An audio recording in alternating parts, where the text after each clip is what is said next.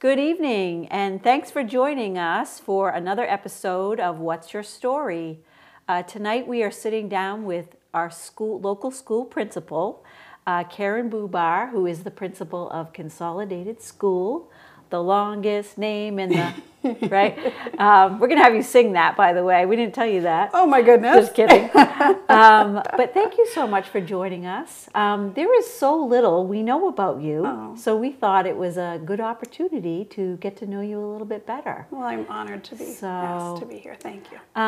So usually we start with asking our guests where they grew up, where they went to school, and so if you want to tell us a little bit about your childhood. Sure. Background, it was just a couple years ago, right? Just a few. I had a big birthday this year.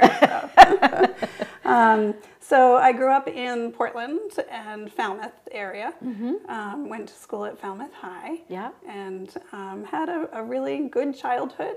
My father's a doctor, my mother was a trained nurse, so had a lot of really good experiences and travel and support. And, I have an older sister, and I had an older brother, so there were 5 of us in the family. Wow.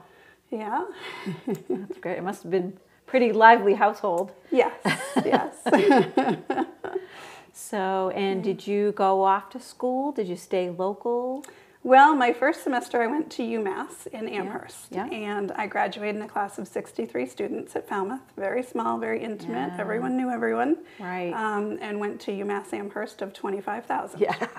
And it was a little overwhelming. Is that your area, Mike? That area? No? Okay. I wasn't sure if it was around that. He has a spot in Massachusetts, so. Oh, okay. So I only stayed there 1 semester. I came back, decided to take some time off and figure out what was going to be a better fit for me. I ended up... Smart. That's a smart move. Yeah, and it was hard at the time because the expectation was you're going to college and, you know, that's the path. Yep. So it was a little hard to do something different, but it ended up working out in the end. Yep. I took some time off. I ended up actually getting married and having kids. And then going back to school. Yep. And when I went back to school, I went to St. Joe's in Standish. Okay. And I did my bachelor's degree in about 2 years with 2 toddlers at home. Wow. And if you ask me how, I couldn't tell you now because I just was on kind of autopilot, did what I needed to do. Oh, good for you. And then I went right into a master's program for special ed, and I did that in a year and a half. Yeah. And got a job in special education. Yeah. And that was in Portland. And so how did you get to Kennebunkport? So I was in Portland initially. I did special ed and regular ed, and I was a coach for a while. And I kind of always knew I wanted to be in administration and have kind of a deeper impact on kids. And after I left Portland, I went to the Greeley District, which is Cumberland and North Yarmouth. Yeah. And I was vice principal and principal there for about 10 years. Yeah. And I was telling Mike I was in a very big school. We had about 500 students. Okay. And fabulous school. Great community, but really hard to kind of connect when you have 500 kids. Yeah. So when this opened and it was 200 kids in a really tight-knit community and you know that family feel was really enticing to me. Yeah. So that was the draw down here. Are you still commuting from? I live in Gorham now. You live in Gorham. Okay. Wow, that's still a commute though. Yeah, it's about 45. Yeah.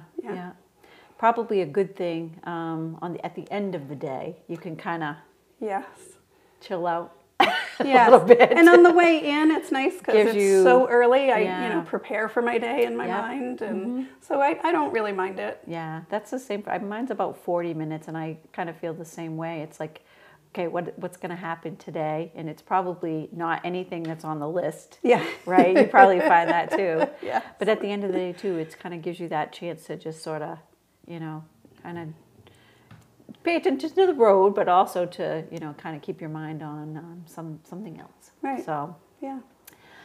So at Consolidated, you have how many students right now are there? We're about 175 right now. 175, okay. So when I came, we were in the 190s. Yep. And then we were dropping and dropping. We got down, I think, as low as about 130. Wow. And we were projected to continue going lower. Yeah. And there have been a lot of efforts to assign kids differently to the schools as they enter the district. Yeah. So we actually have 70 kids just in our kindergarten and first grade this year. Okay, wow, so that's it's big. really, we're boosting it at the younger levels and bringing it up from there. Yeah. So if there are some students that live over in Kennebunk, did they get an option to? They got assigned to our school. If they came in the last couple of years, they might have Okay. just gotten assigned. Okay, so they're you not might- using towns No. so much anymore to assign. Okay. So, yeah. So if you have your next door neighbors to somebody, it's more of you know, who got in last. So Somewhat, I guess I guess it's fair, right? Yeah, to do there's it that actually way? 9 factors that they look at. In the past, it was just your address, you know, and now there's 9 factors. There's special education services, there's the class sizes, the numbers at the different schools, there's your geographic location as far as bus routes and siblings, if you have siblings in the district. So there's actually, it's a pretty complex process nowadays. Sounds it. Compared to what it was. What are some of the challenges that you see today in school, in the district that you're in, but mostly in schools? I think the biggest challenge right now is the impacts of COVID and mostly the social emotional learning of kids, because many of them were isolated for so long. Right. That social peer interaction, Right. emotional regulation, that development just didn't continue for many kids during COVID. Yeah. Their only interaction, some of them, was through a screen. Yeah. Right. And that it has definitely shown in behaviors we're seeing now. Yeah. Yeah. And our school psychologists are, you know, the research is showing that kids are coming into kindergarten at 5, but maturity-wise, as far as those skills, they're 3. They're 3. Wow. And trying to expect them to be 5-year-olds is not going to work. So are there things that you have in place that you're trying to, especially, well, I would think it's kind of hard because you're there to also instruct and get them on their path. Right, because there were also academic missed opportunities during that time. Yeah, You know, that kids normally would have gotten more instruction in academics that they didn't get as well. Yeah. So it's, some people call it academic recovery or learning loss. There's different words for it. Yeah. But we're trying to do the best to take kids where they are and move them forward. And that's academically as well as social emotional. So we're really trying to do a lot of, we kind of talk about it in tiers. So tier 1 is like everyone needs a lot of extra instruction on how to interact with each other and how to advocate for your needs and all of that kind of skill, the social stuff. Yeah. And then we have plans for kids in kind of a tier 2 who that's just not enough for. And they need a little bit more support. And whether that's a group or some time with a guidance counselor or just regular check-ins, there's, that can be a variety of things. And we're doing things at our Friday morning meeting, which I think you're very aware of. I am. I was just going to ask about those. A beloved part of our school. Yeah. So we're doing things at those as well to help educate the families as well as reinforce things with the kids. So we're really trying to do a very whole picture kind of education and teaching and reteaching and reinforcing all of that. Oh, that's so great. The one, when I first started working here in Kennebunkport and I attended my first morning meeting so many years ago, it brought me to tears. Every time I attend morning meeting, it brings me to tears. It is just such a lovely event on a weekly basis, that camaraderie and the fact that you have older kids that are saying happy birthday to younger kids, and you there's a classroom that has a special project that they're working on and they share that with the rest of the school. Like, how amazing that is. Yes. And I love the fact that you've kept it going. And yeah, it was very hard during COVID when we could not gather kids. And those first few when we came back were just so emotional. We couldn't have parents there, but even just getting the school together was so wonderful. And it really, when I first heard about them before I came here and hadn't experienced it or seen it, to me, many assemblies in the past have been very much kind of a presentation. It's a show. You know, you're putting on a show. Yeah. And that is not at all what this is. Yeah. This is a very organic, dynamic experience. And it's really fun to have kids share. And, you know, I would never have stood up there in front of an audience of 200 people when I was in 2nd grade and read my writing. And that's the kind of stuff that they just do because that's what we do. That's just how we do it. Yeah. So they get up there and they read their writing, or they put on a little skit to teach something, or they talk about what they've been learning. And it's just such a fabulous experience to be able to share together and sing together and celebrate. And it's really about the kids. It's really not me putting on a show or the teachers putting on a presentation. And in that room, everybody's on the same level. I think that's what I kind of like about that too. So you don't have, even though the classrooms sit together, you're sort of all at the same, you know, in this together, sort of. That's how it feels, and then you leave there, and you're still feeling that goodness.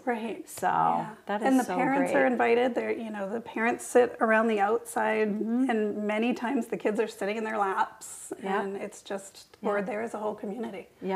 And that's great for them too to see what's going on in the school. And you know, I remember when my parents, I mean, they were working, and so, you know, didn't come to school unless it was a parent-teacher conference or one of us did something we weren't supposed to. But, you know, this is just, it brings, you know, community to a whole other level, which is so great.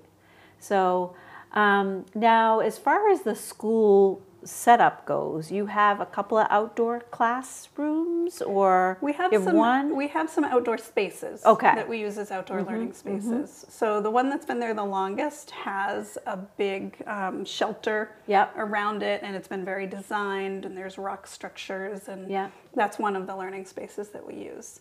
Another one that we use in the fall and the springtime, we put up an outside tent. Oh, cool. And we put tree stumps in there for the kids to sit on. And sometimes they go there for snack or read aloud or just to write, or sometimes science experiments, you know, variety of different things. And then the newest one we have is between kind of the building, we call it our moose courtyard, because I don't know if you remember the moose, but there was an artist who came in many years ago and put together a moose.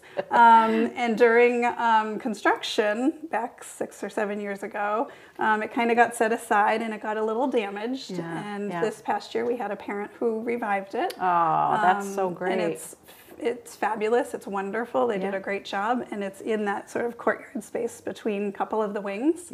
And we have a group of teachers who are now putting a garden area in there as well. So it's really looking like a really nice space now. And in that area, we put picnic tables. So they use that space as well for some outdoor learning activities. So great. And I think, you know, because of the pandemic too, we've all had to think about outdoor spaces, indoor spaces, how we're using them. But I think it's been a great opportunity, you know, and then hopefully that doesn't go away. You know, I think we're just going to expand on that.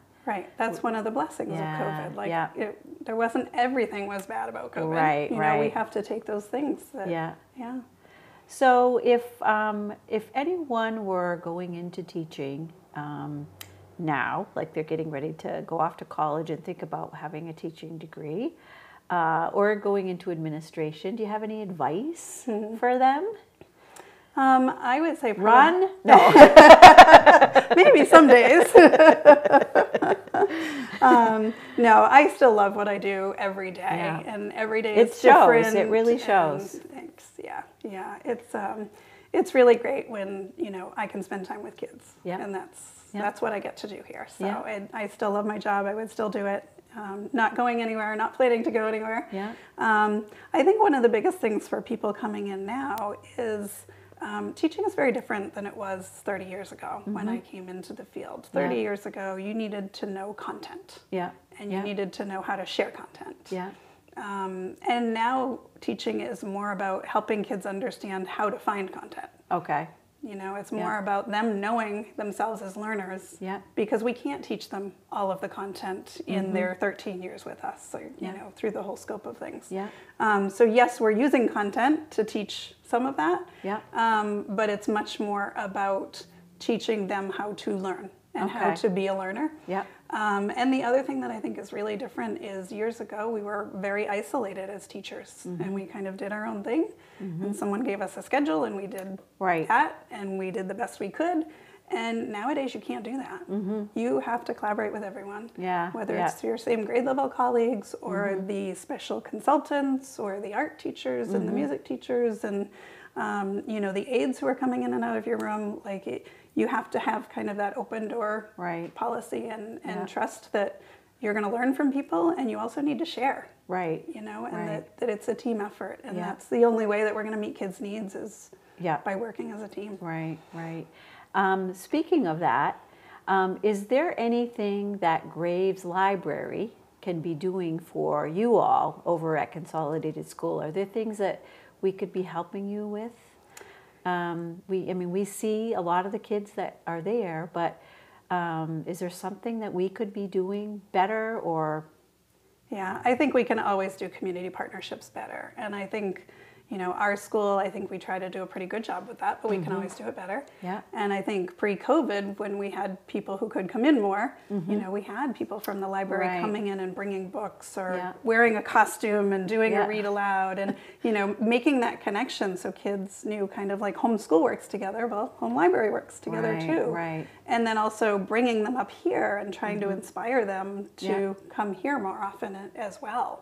And kind of, you know, having those common goals and working together on those things. So we would love to get that going again. I know we've done things like essay contests or writing contests and you know, any of those connections that we can make for the kids so that they know their community resources too is really helpful. I sort of feel like, you know, if Consolidated School, you know how every town talks about, you know, is getting the best bang for the buck and all of that, I feel that every town really needs a community school, neighborhood schools. And I feel like this place would not be anywhere near what it is if that went away. And so I just feel like this is such a great place for, you know, for us to be able to help you all, but also you just knowing that they're, you know, that we're right around the corner, or you're right around the corner. So because hopefully these kids that are at this school will, you know, maybe they'll stay here for a really long time. There's some that do. And we love that. We now see kids that are coming in with their own children who I saw when they were maybe third graders or fourth graders, and now they're starting to bring their own families, but that doesn't always happen that way. So but I feel like, you know, if there is something that that we could be doing for you guys, just ask. That goes both ways. Okay, that's good. Because I know, you know, you like to boost your summer numbers and get the kids in here. And I think pre-COVID we did a lot more of that, bringing kids to the town hall and bringing them to the police station. And, you know, we have a great partnership with the Trust and our field trips with them. And teaching the kids about their history and their community, and when they value it, they might be more likely to stay. You know, that's so true. That's so true. I think that's definitely something we need to get back to doing more of. So you mentioned a couple of little ones. How old are they now? Yes, so my son is 30. Okay, wow. Yep, he is married and living in Wyndham, and he has 2 girls, which are just the love of my life, my grandchildren. Being a Mimi is the best thing in the world. Okay, so you look like you're about 25, so I don't know how that happens. Don't you agree? So I turned 50 this year. Oh, so, wow. Yes. So I did, as I said, started young when I, you know, took some time off from college.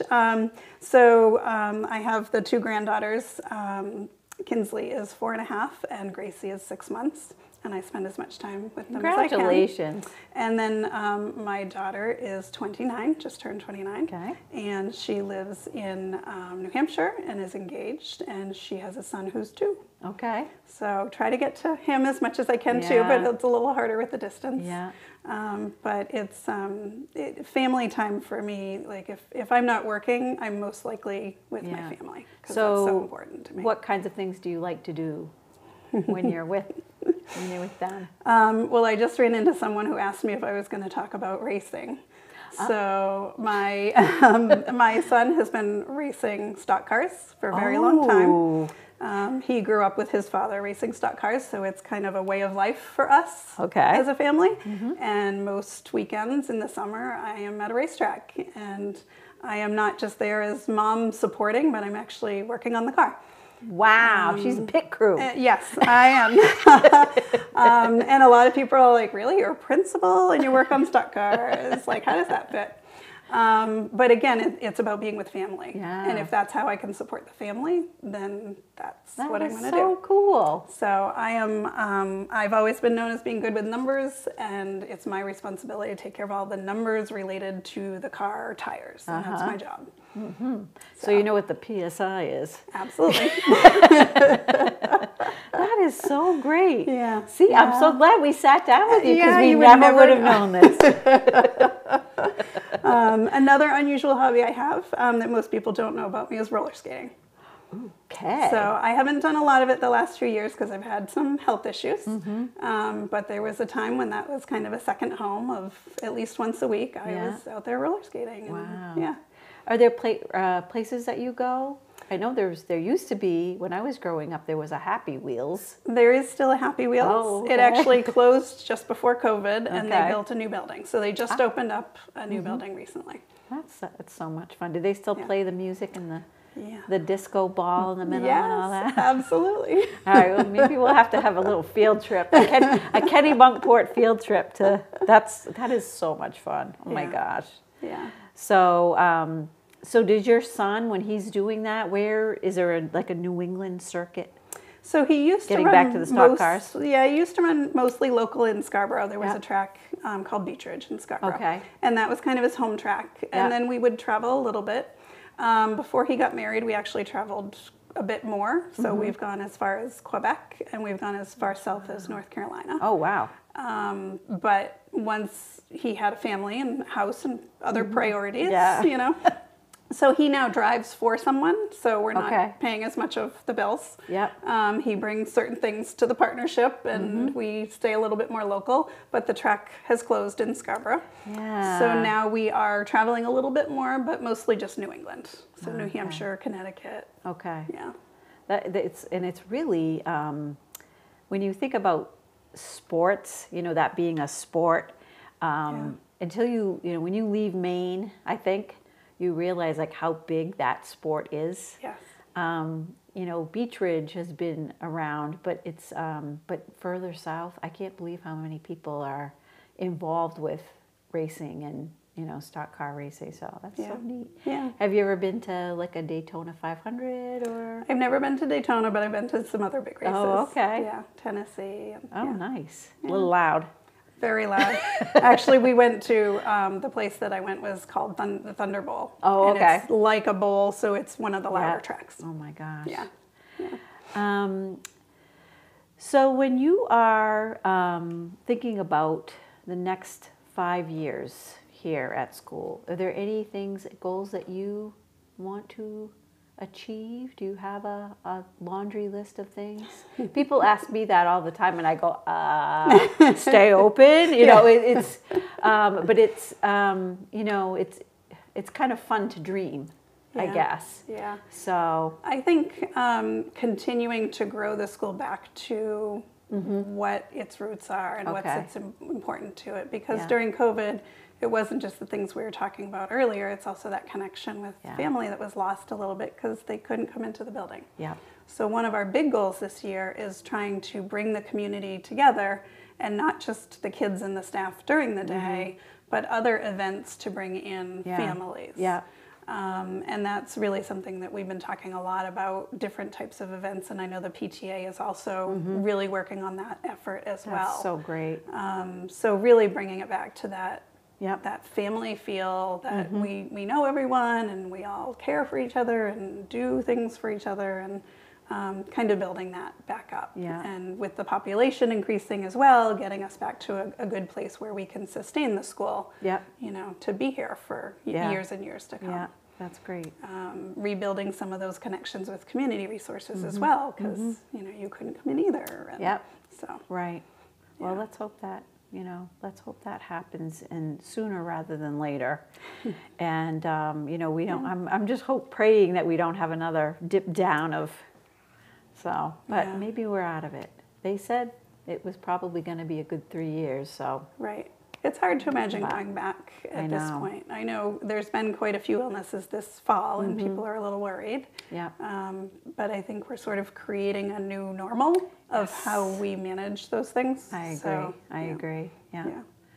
So when we sort of round out our interview, we have our little rapid fire one-word answer. Oh my game goodness. for that? I will try.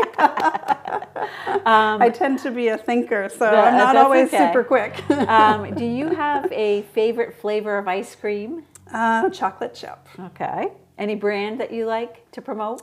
Edie's soft churned, actually. I do have a favorite. Good, good. Favorite movie? Oh gosh. So I'm one of those people that enjoys the movie in the moment and never remembers it again. And my sister can quote movies for years. So isn't that funny, huh? Yeah, I'm not really sure on that one. Do you have a favorite children's book? I usually just say book, but I'm going to ask you children's book. Yeah, I have a lot of favorites. I think one of my favorites over the years was Shel Silverstein's Giving Tree. Oh, yeah, that's a good one. I think it's kind of a classic favorite of a lot of people, but I think it just has a lot of meaning. There's a lot in there, yes. Do you have a favorite restaurant? Favorite restaurant? Probably Olive Garden. Olive Garden, I'm a pretty picky eater, and I love Okay. Italian. So. Okay, all right. Coolest place you've ever been? Coolest place I've ever been. Probably my favorite vacation was Bermuda. Oh. I went as a teenager. Okay. And we did a lot of vacations as a family. Yeah. And we were all teenagers at the time, and our parents kind of said, we've always done the educational DC and, you know, Gettysburg and that sort of thing. Yeah. Where do you guys want to go this year? And we said we want to just go kind of sit on a beach and good relax. for you. And it was, it's a pretty special place. It is. I got a chance to go there too when I was in my late teens with a couple of friends, and it was incredible. So beautiful. Yeah. Yeah. And we had no money. We had no business being there, but we made the best of it. Yeah. Yeah. So, but it was a fun place. Yeah. So I'm trying to think of the Thunder Bowl. So what is that experience like? I know this is not a one-word answer, but I'm just trying to think back about that because I'm just so fascinated that this is something that you do. So what is that like when you're sitting there and you're watching? Yeah, you know, we had big headphones and things because you have to protect your ears and it's just so loud. And it's amazing how many people are in this place. Yeah. I mean, it's just thousands and thousands of chairs, and you're so far away from, you know, the cars. And it actually kind of looks kind of small, you know, where you're sitting because you're so far away from it. But it is a pretty cool experience to be there with that many people experiencing something and knowing that people are watching it on TV, you know. Millions probably watching it on TV, and you're there kind of experiencing it, and the people, you know, the drivers when they're walking around are like little tiny dots down there you really can't see, you know, but it's about the experience and being able to be there with people. That is the coolest thing. You are a cool person. Oh, thanks. So this is so good, and there's so many people that probably do want to know a little bit more about you. So I appreciate you sitting down with us and sharing, you know, a few of these fun little things to know about you, but also the fact that, you know, to thank you for what you do for the kids in this community. We have a new employee here, Jennifer, and she keeps talking about how nice everyone is in town. Aww. And when the kids come in, and you know, and that's a reflection on you, your staff, and just like how, you know, how kids are treated. They're respected, and there is that mutual, you know, mutual admiration, mutual respect, and I think that carries through as to, you know, when they're coming in here and That's great if they're to out hear. and about town. So, but that has a Yeah. lot to do with you. So, thank you for doing what you do every day. Thank you. So, Thank you. And thanks for having me here. I don't appreciate the attention, but Yeah. I do appreciate the partnership and, you know, being honored to be asked. Wow, thank you. And thanks to Mike Kelly, our producer, for being with us tonight, and for you all. And hopefully we'll see you back here right in this spot next time for another episode of What's Your Story?